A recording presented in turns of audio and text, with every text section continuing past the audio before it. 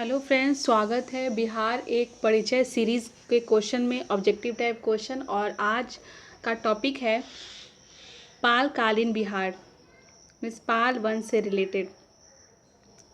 पाल वंश के संस्थापक कौन थे? गोपाल। पाल वंश के संस्थापक थे गोपाल। गोपाल का शासनकाल 750 से 770 ईस्वी तक रहा। विक्रमशिला विश्वविद्यालय का संस्थापक था धर्मपाल।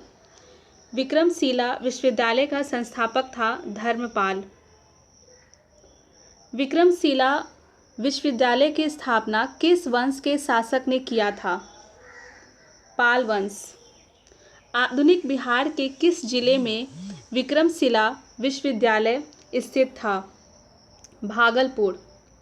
आधुनिक बिहार के किस जिले में विक्रमशिला विश्वविद्यालय स्थापित था? भागलपुर। नालंदा महाविहार को आर्थिक अनुदान देने वाला शासक था हर्ष, धर्मपाल एवं देवपाल। मुंगेर, जो बिहार में है, को अपनी राजधानी बनाने वाला पाल शासक था देवपाल। पाल शासकों द्वारा बौद्ध धर्म के किस संप्रदाय को विशेष प्रोत्साहन दिया गया? महायान। किस शासक के काल में शैलेंद्र वंश के शासक ने नालंदा में एक बौद्ध मठ का स्थापना करवाया था? देवपाल। नालंदा विश्वविद्यालय के खर्च के लिए किसने 200 गांवों को दान में दिया? धर्मपाल। किस शासक ने ओदंतपुरी जिस बिहार शरीफ में बौद्ध विहार की स्थापना करवाया था? A. Let's revise important question. Pala शासकों द्वारा बौद्ध धर्म के किस संप्रदाय को विशेष प्रोत्साहन दिया गया? इट्स महायान। किस शासक के काल में शैलेंद्र वंश के शासक ने नालंदा में एक बौद्ध मठ का स्थापना करवाया था? इट्स देवपाल। नालंदा विश्वविद्यालय के खर्च के लिए किसने 200 गांवों को दान में दिया? Dharmapal. Don't confuse between Devpal and Dharmapal, अगर पढ़ते रहेंगे तो याद हो जाएगा। किस शासक ने ओदंतपुरी में बौद्ध विहार की स्थापना करवाया था? इट्स गोपाल। किस काल में कांसे की मूर्तियों के निर्माण की एक उन्नत शैली का विकास बिहार में हुआ था? पाल युग। बिहार में पाल युग में कांस्य से निर्मित मूर्ति की एक उन्नत शैली का विकास हुआ। कांस्य मूर्तियों के निर्माण के शैली में निर्णायक देन थी धीमन और ढिंड पाल की।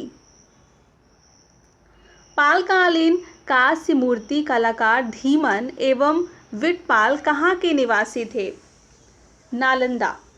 पालकालीन कांस्य प्रतिमाएं सांचे में ढली है, इसका साक्ष्य मिलता है नालंदा एवं कुख्यार गया से।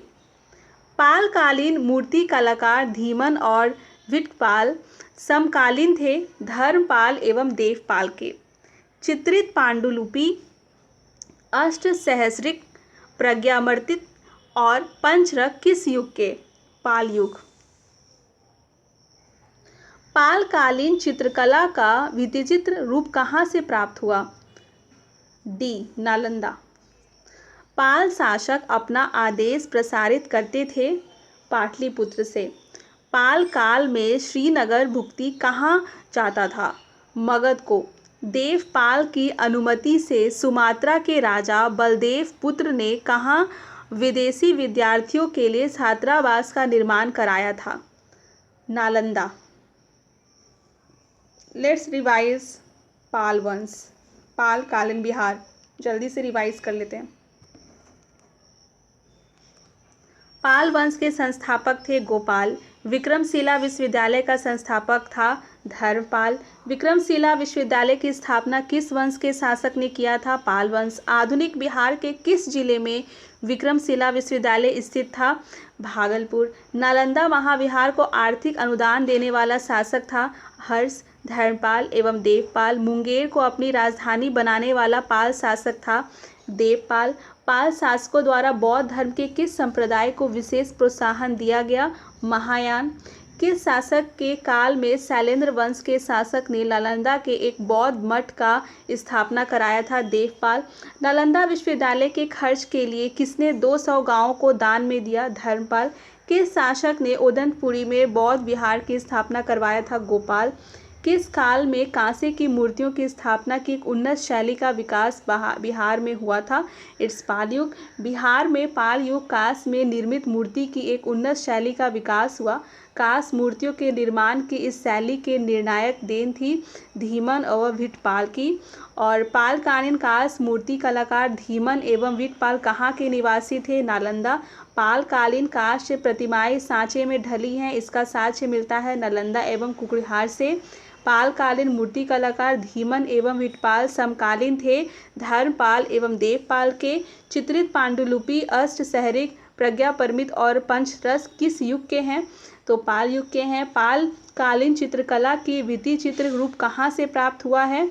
तो नालंदा से हुआ है। पाल शासक अपना आदेश प्रसारित करते थे पाटलिपुत्र से।